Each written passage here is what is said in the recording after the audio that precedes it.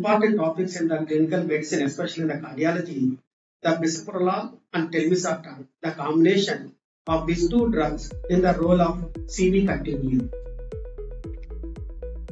You all agree with me that the cardiovascular diseases are very high in number in Indian population. They are responsible for the significant cause of premature death and also the morbidity, but its progression can be prevented. So if you all agree with me that if you control the hypertension, control the blood sugars, that is the diabetes, if you control the cholesterol, if you reduce the body weight, overweight or obese, and cessation of the smoking definitely plays a major role in preventing the majority of our vascular deaths.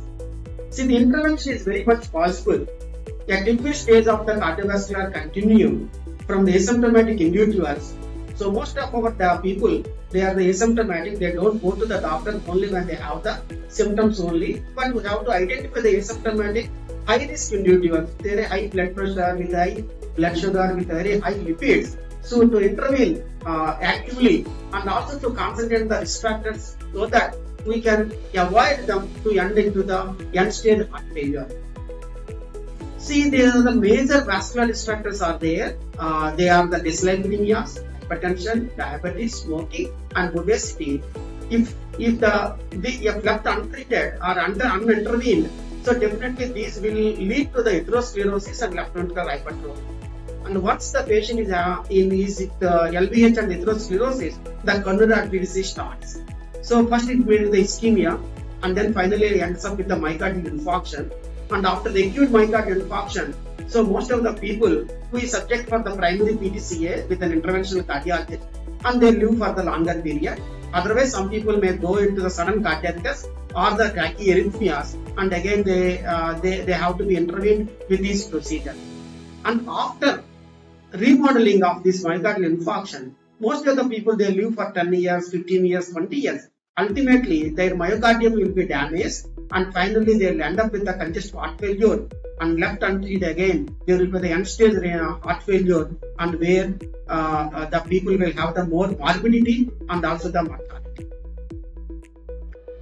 So unfortunately, in Indian population, nearly 25% of all deaths in India are attributed to the vascular deaths. So to avoid the premature deaths in India, so we have to address the vascular complications or vascular risk factors. And nearly 60% of all cardiovascular diseases in Indian population, they are the premature. That is another important point.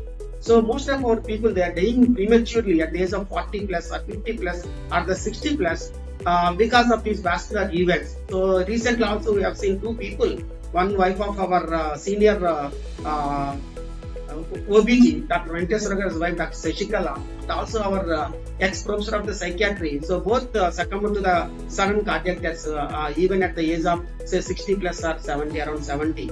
See, all of our people should live beyond the 80 years without any problem, provided we address these vascular risk factors. See, the prevalence of the CVD in India has increased by 60% recently. So the same study, India study also saying that a lot of the people in India, nearly 40 crores are the hypertensive, nearly 10.5 crores are the diabetics, and nearly 45 crores are the dyslipidemia, nearly 25 to 30 crores are the obesity. So if you see these numbers, mammoth numbers, so most of our Indians, especially the adults, so they are not healthy as far as the metabolic syndrome is concerned. So what is the role of the beta blockers and angiotensin receptor blockers in these cardiovascular diseases? See, the beta blockers are the very important drugs, and if you see this cycle, all the risk factors, we can use the beta blockers in the hypertension, in the diabetes and hypertension, or diabetes and heart failure, and dyslipidemias, etc. And they are effectively intervene at many points in the cardiovascular continuum, slowing the interruption in its progression. It has the new benefits, extending their role to the congestive heart failure and prevention of the cardiac events. They confirm their place in the hypertension and also the post-MI. So now the beta blockers are the compelling indications to use it in angina, in arrhythmias, in hypertension, and in heart failure. So cardiology means most of the people are ischemic heart disease, use the beta blockers. Cardiology means heart failure, use the beta blockers. Cardiology means more of the tachyarrhythmias, use the beta blockers. And cardiology means hypertension, simple hypertension, maybe the stage 1 or stage 2, stage 3 hypertension. Again, beta blockers have the role. So now the beta blockers are the compelling indications to use in all these 4 conditions. See, the beta blockers is the first line treatment for the heart failure. So you have the 4 pillars in the management of the heart failure. One is the ARNI, the second one is the beta blockers, third one is the mineralocorticoid receptor antagonist, and then the 4th pillar is the SGLT2 inhibitors. Now they are very much useful in the heart failure. They are very much useful in the coronary artery disease and the atrial fibrillation and angina pectoris, etc. Even your ACC and AHA guidelines says same thing. But few contraindications are there to use the beta blockers, especially bradycardia. So you have to respect the heart rate while using the beta blocker. So once the heart rate is less than the 60, so that is the time to reduce the doses of the beta blockers. And if the heart rate is less than the 50, better to avoid the beta blockers. Again, the hypertension also. When the systolic is less than the 100 and diastolic is less than the 70 or the 60, so better not to use the beta blockers. And acute congestive heart failure, so definitely it's a stage of things where you should not use the beta blockers. Whereas the chronic CHF, you can use the beta blockers. And significant heart blocks. So these are the important contraindications to use the beta blockers in our cardiology practice. The guidelines supporting the fixed drug combinations with the beta blockers in the cardiovascular systems. See, if the summary of indications or recommendations and considerations for the use of beta blockers, all these things already told you. In the angina, you can use any beta blocker, but bisoprolol is more useful. In the arrhythmias, you can use the metoprolol or the bisoprolol. In the heart failure, bisoprolol is more superior. In the hypertension, you can use the any beta blockers, but this bisoprolol is not having the much of your erectile dysfunction. And post-MI myocardial infarction, post-MI or post-PTC or post-CABG also, the bisoprolol is very much useful. So other comorbidities, especially the respiratory failures or respiratory diseases, again beta blockers has a role in it. Again in the CKD, renal dysfunction, so you can use the beta blockers. In the polypharmacy, beta blockers, especially bisoprolol, is less likely to interact with the other medications. So in the presence of the angina or the arrhythmias or in the heart failure or in the hypertension or post-MI or in the CKD or in the respiratory failures, you can safely use the bisoprolol as a beta blocker of choice. If you see the main pharmacokinetic and pharmacodynamic properties of the beta blockers, so common beta blockers we use nowadays is the atenolol or the metoprolol and then the bisoprolol. So nowadays we are not using much of the atenolol, we are using either the metoprolol or the bisoprolol. Let us see the differences between the metoprolol and the bisoprolol. See, the lipid solubility is the metoprolol is the moderate, whereas the very low with the bisoprolol. And if you see the bioavailability, metoprolol is 50%, whereas the bisoprolol is 88%. And if you see the beta-1 selectivity, more with the bisoprolol, almost 4+, whereas the metoprolol 1+. And then the sexual dysfunctions, effects on the sexual dysfunctions, the metoprolol worsens the ED, whereas the bisoprolol not having that side effect. And insulin resistance, bisoprolol neutral effects on the insulin sensitivity index, whereas the metoprolol will reduce the insulin sensitivity. So if you see these things, either the insulin resistance or the sexual dysfunctions or the beta-1 selectivity or the elimination of life, bioavailability, lipid solubility, so head to head, bisoprolol scores over the metoprolol and other beta blockers as far as these properties are concerned. Now move on to the angiotensin receptor blockers, ARBs. They are also called as the sartans. We have the different sartans like losartan or telmisartan, olmesartan, valsartan, candesartan, etc. So they are the very important drugs because they block the RAS. So RAS is very, very important. So RAS, by using these receptor blockers, so angiotensin 2, 81 receptors, they are the potent vasoconstrictors. So by using these ARBs, so we are reducing the vasoconstriction. So we are inviting the vasodilatation. So that is more useful and more good for all our vessels, not only to the heart but also to the kidney, because it reduces the intraglomerular hyperfiltration and it reduces the intraglomerular hypertension. It promotes the cell growth, and sodium water retention can be reduced by blocking the 81 receptors, because sodium and water retention is also very, very important in the causation of the hypertension and the heart failure. So the more the sodium and water retention, more the chances of having the higher blood pressure and higher heart failure. So that will be reduced with this ARB therapy.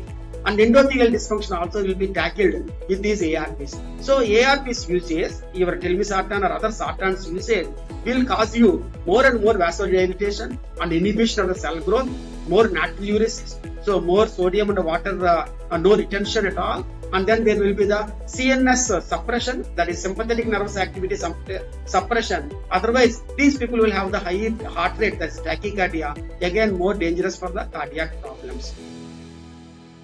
See the telmisartan used across the cardiovascular spectrum. Here you see the hypertension, insulin resistance, dyslipidemia, etc. So they cause atherosclerosis and endothelial dysfunction. So the myocardial infarction, remodeling, heart failure, or the microalbuminuria, macroalbuminuria, all these levels so will be tackled by using this telmisartan or the other sartans. See again here it is a very important slide showing you the pharmacokinetic and pharmacodynamic properties of the ARBs. Earlier I showed you the beta blockers bisoprolol. Now these are telmisartan versus your losartan or olmesartan. So most of the Indian population, 80% of our sartans is of telmisartan, and some people they use the olmesartan. When the people are in the heart failure, we use the valsartan plus sacubitril, that is our ARNI. And losartan, that is the first sartan entered to the market. LDR population, they use the losartan by brand name Repace. That is again having a good effect on the hyperuricemia. So glucosuric effect will be seen with the losartan. See if the telmisartan, it has a PPR gamma receptor activity, and the total daily dose is about 40 to 80 milligrams. And protein binding is about 99.5%. Half-life is 24 hours, truly a once a day sartan. And then the excretion is through the feces. So these are all the advantages of the telmisartan well compared to the other sartans. See now the beta blockers and ARB combinations. So in the angina, in the atrial fibrillation, myocardial infarction or coronary artery disease, and in the heart failure. So they are the complementary, they are the synergetic in reducing the BP, in reducing the heart rate, having the anti-ischemic effects, and also the prognosis improvement will be seen with these combinations. So clinical studies supporting the bisoprolols and the telmisartan's role in the management of the cardiovascular diseases. See the effect of the bisoprolol on young hypertensive individuals with left ventricular hypertrophy. So they have taken the 46 people, 1 year follow-up, and finally they say that bisoprolol based treatment reduces the BP in young hypertensive patients and reverses the LVH and improves the left ventricular diastolic function also. Safety, the efficacy, safety and tolerability, the fixed drug combination of the telmisartan plus the bisoprolol, they have used in the 264 subjects at stage 1 and stage 2 hypertension from 10 Indian centers, and they conclude that this fixed dose combination of your telmisartan and the bisoprolol is safe and effective. Effects of the telmisartan and the bisoprolol, the blood pressure, peripheral hemodynamic and lipid profiles. So again the both drugs lower the blood pressure, but telmisartan may have a slight edge and showed the additional benefit for the blood pressure function and also the triglyceride reduction. So the use of this combination in Indian patients with the hypertension, see the bisoprolol about the 73.26% when compared to the other sartans, and the telmisartan mostly the 95% is the telmisartan usage. So this combination is effective in managing the hypertension, reducing the cardiovascular risk and improving the organ function. Telmisartan and the blood pressure in type 2 diabetes with complications or without the complications. Again, telmisartan effectively lowers the BP and improves the metabolic parameters in type 2 diabetes with or without the complication. Influence of the bisoprolol on the blood glucose, glucosuria and A1C. Again, bisoprolol has no impact on the carbohydrate and the lipid metabolism. So earlier our thoughts were beta blockers, they cause more of hyperglycemia, beta blockers will increase your lipids, etc. But fortunately, bisoprolol is not disturbing the carbohydrate and the lipid metabolism. 10 mg of the bisoprolol is effectively normalizing the systolic and diastolic. So sometimes you can start with the 2.5 milligrams of the bisoprolol, then you can uptitrate the dose to the 5 or the 10, even the 10 mg also. But while increasing the dose, you concentrate on the heart rate, and if the patient is in the bradycardia, better to reduce the dosages. Telmisartan in patients with mild or moderate hypertension and the CKD also. So once daily telmisartan provide effective and well-tolerated treatment for this hypertension, the CKD population. Because in India, now the CKD population is also increasing because of the increase in numbers of the diabetes and hypertension. Medium-term effects of the bisoprolol administration of renal hemodynamics. So 5 mg once daily is effective and safe for treating the mild to moderate essential hypertension and preserve the renal performances. So there is a good rationale of using the bisoprolol and the telmisartan because this combination is favored due to the complementary mechanism of the action, improves the tolerability and adherence, synergetic benefits in patients with the comorbidities. What about the angina? Long-term effectiveness of the bisoprolol in patients with angina. See, this is a study of the 14 years. So 14 years study says that bisoprolol significantly reduces the long-term mortality and the cardiovascular events. It improves the endothelial function and the myocardial survival of the hypertension with the stable angina. Study in the ACE intolerant subjects with the cardiovascular disease. See, ACE intolerant. So a lot of the people earlier, thanks to the HOPE trial, so that has given the Ramipril a big hope. A lot of the people are on the Ramipril. Your brand name is the Cardace, maybe 2.5 mg, 5 mg. But unfortunately, most of these people will have the intractable cough and also some angioneurotic edema or some elevation in your creatinine levels, etc. So here, by changing to the telmisartan, the lower component of the severity of the MI and the stroke is possible here. The arterial hypertension stable angina in cardiovascular disease, here in 52 patients, telmisartan they used is 80 milligrams and endothelial dependent vasodilatation and cardiac changes are all seen. In conclusion, quality of the life is increased. That is more important for our diabetic and hypertensives. On the rationale, again the bisoprolol provides immediate protection by reducing the cardiac workload.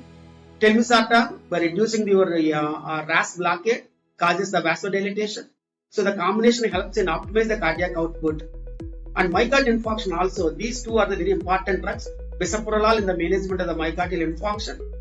Bisoprolol in the management of myocardial infarction with the cardiac insufficiency, because bisoprolol, it reduces the serum CRP level, improves the cardiac function, and major side effects are not seen with this drug therapy. So the perioperative mortality and the myocardial infarction, the high risk patients. So bisoprolol significantly reduces the perioperative cardiac events in the high risk vascular surgery patients. So nowadays, a lot of the patient after the MI subject for the angiograms, showing a single vessel, double vessel, triple vessel disease. A lot of the people are in the PTC or CABG. Again, the bisoprolol scores over in those populations. See, left ventricular remodeling also very good. Telmisartan prevented the adverse cardiac events. So this combination was well tolerated and reduced the risk of the myocardial infarctions. So the bisoprolol is beneficial for patients with the left ventricular dysfunction post-MI.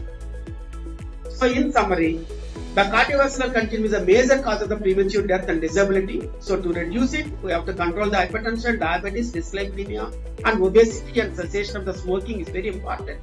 RAS blockade is very important. So India faces a higher CVD burden because of the increased number of the diabetes, hypertension, and obesity. Their beta blockers, especially the bisoprolol, is effective at multiple points. I have shown you where it acts. They recommend for the various conditions, including the heart failure, coronary artery disease, and hypertension with the complications. ARBs, especially the telmisartan, is very effective in managing the hypertension, LVH, MI, heart failure. In India, a combination of this combination, a coronary artery disease, diabetes, CKD, angina, myocardial infarction, all these people with hypertension can be safely used these combinations. So thank you one and all for your patient hearing.